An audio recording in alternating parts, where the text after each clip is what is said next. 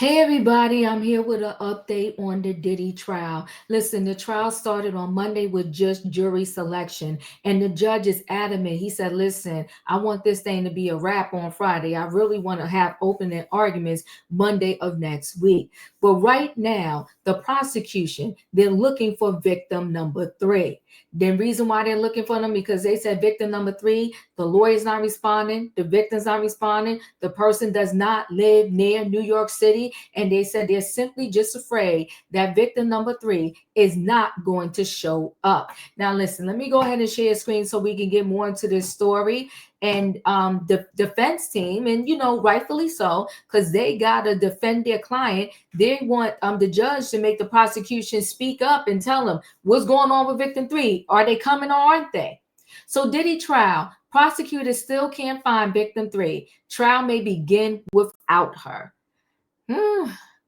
And you listen, at the end of the day, I'm sure this is difficult for anybody that has to get on that stand and testify, and then you're testifying, and right in front of your face is the person that you're accusing of doing said things to you. Diddy's federal trial may begin without one of the biggest witnesses for the prosecution, because the feds still can't get in touch with the woman known as victim three. The third day of jury selection in Diddy's federal case wrapped up just a short time ago, and the prosecution told the judge they still haven't been able to locate this unidentified person or get through to the attorney. So both the attorney and victim three has gone ghost. As we told you, the prosecution led by Maureen Comey admitted Monday that victim three does not live near New York City. And try as they might, they're worried about getting her to show up in person. Even if she's subpoenaed, prosecutors told the court they are not sure she will show up. Diddy's team asked the judge to tell prosecutors they needed to share their plan as it pertains to victim number three with the defense by the end of this week. And the judge pushed prosecutors to make every effort to contact this woman and her attorney. There won't be anyone in court tomorrow. I wonder why they don't have court. They not have a court tomorrow on Thursday. But both sides will be back at the courthouse Friday, where they will start whittling down the jury pool from 45 to 12 jurors and 6 alternates needed for a trial to begin. So with that being said, I don't know if they're going to be able to whittle through all of them on Friday. So this thing may continue the jury selection into next week. And then maybe by midweek of next week, the trial opening arguments may actually happen.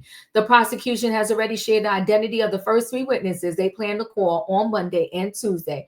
Two witnesses whose testimonies will be fairly short on Monday, and one who will take up some of Monday and all of Tuesday. I think the one that's going to take up some of Monday and all of Tuesday is going to be Cassie Ventura. That's my guess. The trial's moving forward, whether the prosecution has all their star witnesses or not. I think that, excuse me, sorry about that, guys. I think that, I don't know how they're going to find this third person, but I think the third person probably got cold feet. And listen, I can understand. You don't want to see this. I can understand getting cold feet because this is not an easy thing to do. One, it's not easy to speak up. Two, not only did you speak up, but now they want you to come and be a witness in the case. It's like, okay, I got the courage to speak up. Now I got to go be a witness. Let's take a quick listen. In the Diddy case, we have some fascinating stories to tell you about certain jurors who were booted and certain jurors who were put through. But we got to start, ironically, with something that happened here at TMZ. You went too far. Well, not you, but your co-host on the Two Angry Men podcast. He was called out. Mark Garagos called out by the prosecutors in Diddy's case because Mark was in court yesterday on day one of jury selection, and the prosecutor said they noticed that he was, the word they used was consulting, that Diddy's attorneys, he has 7 attorneys, actually he added an 8th today. Right. But his attorneys were turning around in the gallery, and the prosecutor said consulting with Garagos about jury selection. And the problem for that, what the prosecutors say is, he can't do this because he's on a podcast where he is talking about this case every week. So in other words, there's a rule though, you can't do both. Well, what they're saying is they're saying that he is in some form or fashion part of the Working defense with the team. defense. And if he's part of the defense team, He there's a can't be gag making order statements that about requires him not to make these statements. So they're saying that he's violated the rule, that he is part of the defense team. Now, I don't know if he's going to say that he's part of the defense. and I don't know if the judge is going to say whether he's part of the defense team or not, because I don't know what he was saying or whatever. The prosecutors wrote a letter to the judge saying, you need to please remind Mr. Garagos of this rule. Interesting, in the letter, they pointed out a particular thing Garagos said on the podcast. So the prosecution now, we know, it just came out today, that they have 5 lawyers on the team, all of whom are 6? 6. Now, the ones I know of 5, all women. Is the 6th a woman? Yes. Okay, so Yes. 6 women, all white. All white. Correct. That's my understanding. I've only seen a couple of them, or know of a couple of them, but my understanding is you got a 6-pack of white women. That's not coincidental. It's very interesting to me. But when prosecutors try to get too cute, you referenced O.J. Simpson, sometimes it comes back and backfires. Interesting. I think 6-pack? they referenced exactly that in this letter to the judge. Remember, the prosecutors are the ones who wrote the letter to the judge. I don't know if they would have liked the reference to them as a 6-pack. It sounded like they did not. And there were other things in the podcast, but they clearly heard the podcast or watched it and took issue with him talking so openly about the case. Although I'm sure when they saw it or heard it, they didn't have an issue with it. It was when he showed up in court and appeared to them to be working. Now, we don't know what the resolution is, at least at this moment, whether the judge is saying he's part of the team or not part of the team. I don't know what they're going to ultimately do. Well, we don't know, but remember, Diddy has complained in the past about the prosecutors sort of speaking out in public and trying this case in the media. He's had his attorneys complain about these very same things. So in the letter, the prosecutors say, hey, you didn't want a carnival atmosphere. You didn't want us making you look guilty beforehand. Well, first of all, don't call 2 Angry Men a carnival. Don't do that. That's the best compliment 2 Angry Men has ever gotten. What, are you kidding me? And he's saying, look, you can't have a big public mouthpiece and be part of this team. You got to pick one or the other. Okay. So by the way, he also said that he was going to be back next week. Do we know, is he going to be, if the judge makes him choose, what's Mark going to do? I'm always last to know. Great. But let's talk about jury selection, because there have been some interesting interactions between potential jurors, the judge, and the lawyers in the case. Yeah, there are some jurors obviously who've been excluded, and what's interesting is the ones are being excluded and the ones that aren't being excluded.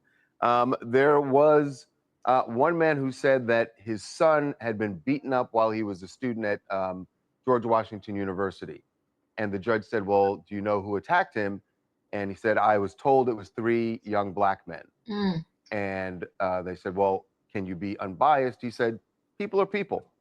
And everybody was cool with that. Including the defense. Including the defense. Which is interesting, because when we've done a bunch of documentaries for Tubi on this trial, and what we were told was they were going to stay clear of any domestic violence or violence, especially if it relates to a family member. But they seem to be particularly concerned about women who were alleged victims. This is a man. This is a man whose son, yeah. And they let it through.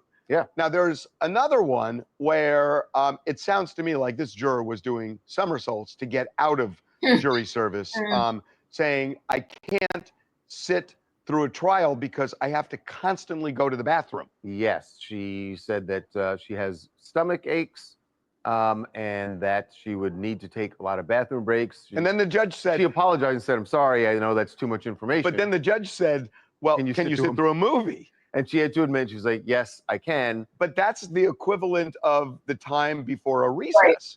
Yes. Right? Right. But then she had other things. But hold on, I just want to say, that's unfair to say that just because you can sit through a movie, you could sit through... That's why the judge asked the question. Yeah, but if you can sit through it, even though you're sitting there, I just want to put yourself in that woman's shoes, if you will. If you're sitting there and you really have to go to the bathroom, yes, you can tell yourself, I can hold it, but you're thinking about that the whole time, and now you're not focused on the actual. I get it, but then they case. started asking other questions, and it sounded like she just did not want to serve Yes, the she jury. also said that she had a surgery, and that she had COVID and all sorts of medical issues. She got out. They actually ended up excluding her. When you make these excuses, a judge does have to press you because you don't want to signal to other jurors that, hey, if you say you have a stomach ache or a small bladder, you'll automatically be excused. They have to press on these issues because ultimately, even though they have almost 600 people sitting there, they got to have 18 people at the end of the day, the 12 jurors and the 6 alternates. So you can't let people walk based on the minor sort of issues that they raise. My name is Hendo. I'm from Chicago, and I just wanted to say that what did we expect with the jurors, though? Because when we have a high-profile case that's on the media, we have Diddy memes going around. I'm pretty sure we've all seen it. A lot of these jurors know what they're expecting when they get in that court. Me personally, if I were to be in that court and I was a juror, I would already know, honestly, where I would be leaning towards in terms of who I think is right or wrong, because there was a lot of talks about this case in the media. So honestly, am I surprised that these jurors are trying to find a way out of this case? I'm not surprised at all. I mean, what can I say about it? By the way, there's another juror who's a lawyer who apparently had been reading about jury selection, which on the train, when he was on the train, and admitted that, yeah, I was on my phone and I read about jury selection, even though he's part of jury selection. And they're not sequestering the jury here, but the judge told everyone involved, said, you are not to watch any news stories about said that this. yesterday. Yeah, the guy did, so he got the guy booted. did it. Listen, at the end of the day, the prosecution, they need to find this victim 3, especially if victim 3 is detrimental to their case. I feel like Cassie is their ace in the hole, so to speak, but maybe they needed this victim 3, you know, to seal the deal. Like, you know, because like Cassie could say, you know, this happened to me. The defense team is going to argue they was boyfriend and girlfriend, things happen. But if you got maybe victim 3 who was neutral, who was never a girlfriend, and she could say, listen, these same things happen to me, this is who he is, you know, it would probably be a slam dunk for the prosecution. They do have other witnesses that are coming forth, but for some reason, they're still looking for, and they really want this victim 3. Let me know your thoughts. Chat with me in the comments, and when I get an opportunity, I will chat back. If you're not a subscriber, subscribe. Hit the notification bell so that every time I upload a video, you will be notified. If you are a subscriber, welcome back. Everybody, thanks for watching. Let me know your thoughts on them looking for victim 3. Do you think victim 3 is going to show up? I feel like they already know that victim 3 is not, and they just don't want to say it. Maybe they're trying to still work the person down, because they said they feel like even if she's subpoenaed, they saying that victim 3 is not going to show up, and they keep saying victim 3 doesn't live near New York. But if the prosecution was talking to these witnesses the whole time, victim 3 didn't live in New York when they asked her to testify in the first place. Victim 3 knew this trial was starting May 5th. What is the cold feet? What happened that victim 3 said, I'm not doing this? Chat with me, guys. I'll chat back. I'll see you in the next video.